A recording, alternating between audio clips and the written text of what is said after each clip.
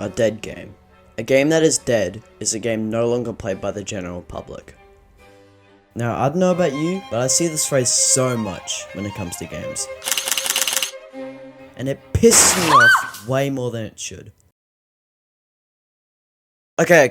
So, let me explain why I've only made a video on this now. Not too long ago, I was getting some footage for an upcoming video, but I took a long time with getting the footage. And to be honest, I probably got a little more than I needed. And yes, the game is Lethal Company.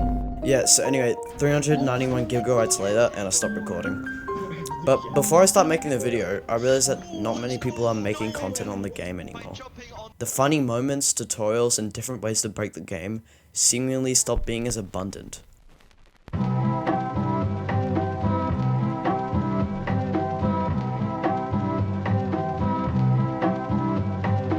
Now, a lot of people might just say the game has died or run dry of content and got boring, but the game has only been out for 2 months. And the single developer behind this game was still constantly adding new content, and yet people already started to stop talking about it. Now, Lethal Company is honestly one of my favorite games ever, with friends. And a lot of people can vouch for me there. I mean, this small indie game made by one guy outsold Call of Duty Modern Warfare, which mind you is made by $1 million company with over 10,000 employees. And this happened for a good reason. Now, I'm not going to go into all the details on why I think Lethal Company is such a good game in this video, but I think if you have some friends willing to play with you, then I recommend that you check it out. But anyway, I'm getting distracted already. So after some thinking, I decided that it might not be worth making a Lethal Company video, and moved on to a different project. But this is the one game I had actual fun playing with my friends, so no wonder I was upset. I tried to look past everything that people were saying, and pointed my finger to what I thought was the problem: the players. Now you, like me, might be thinking, what did the players do? They aren't causing the death of these games, it's the developers if anything. And to a certain extent, that's true. But the player base does play a big part in not just a game's takeoff, but its longevity. Now, as a fan of these games, I'm basically going to be shooting myself in the foot here, but just hear me out.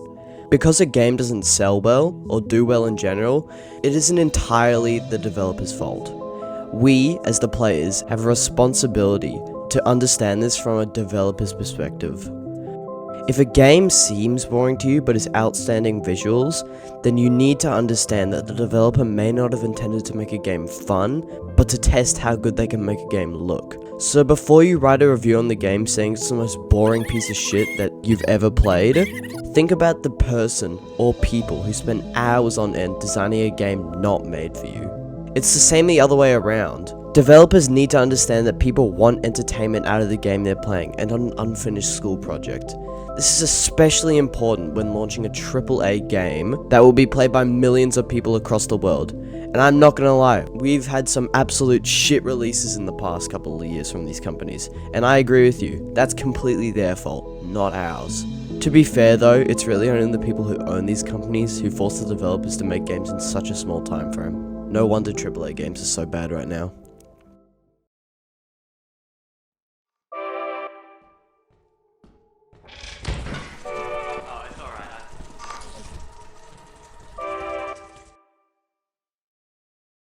Now, while the AAA industry is doing horribly right now, we still have indie games. But here's where things get even worse. Indie games are not bad by any means, and I think I enjoy indie more than the garbage that AAA puts out right now. But the problem with indie is that these games are small, and may not provide a lot of content if it doesn't have a replayability factor added.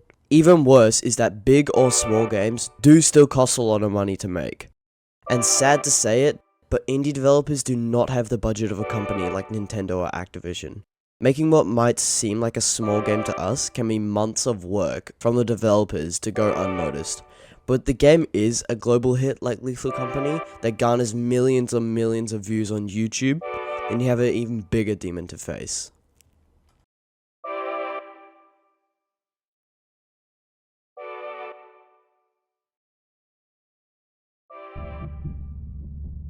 What is that? What is that? What is that huge red? Oh. Now this is the part of the video where I just completely lose my shit and go all out. So if you happen to be sitting next to your parents or something, maybe put on some headphones. I don't know, you do you. Now, if your game becomes famous and viral over the internet, then you better have a strong mindset to deal with the community you just created. Because if your game does not have updates adding brand new content regularly, then within 1 month, your game will die. You heard me, 1 month. I've seen it happen before to games I love. Now this shit is just beyond me.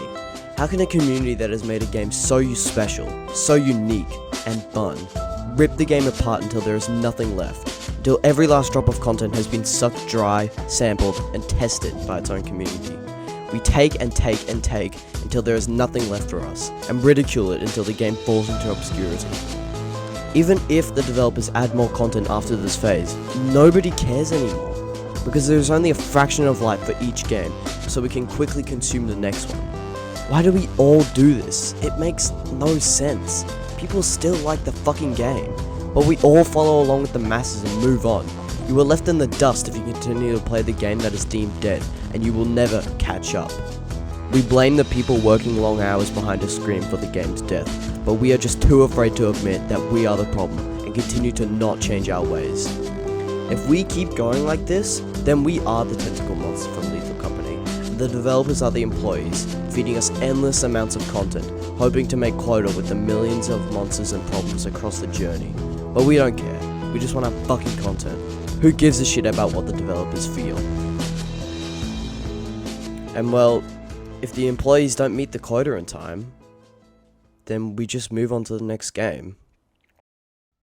We will continue to be like this, consuming content to fill our endless hunger, unless we admit that we are the problem and change. We can't run away from it forever. Our past will continue to hunt us down as we keep going down our selfish paths.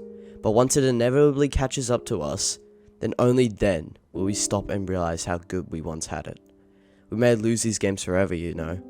We are still able to fix this. All you have to do is break away from the crowd and speak the truth. Thank you for listening.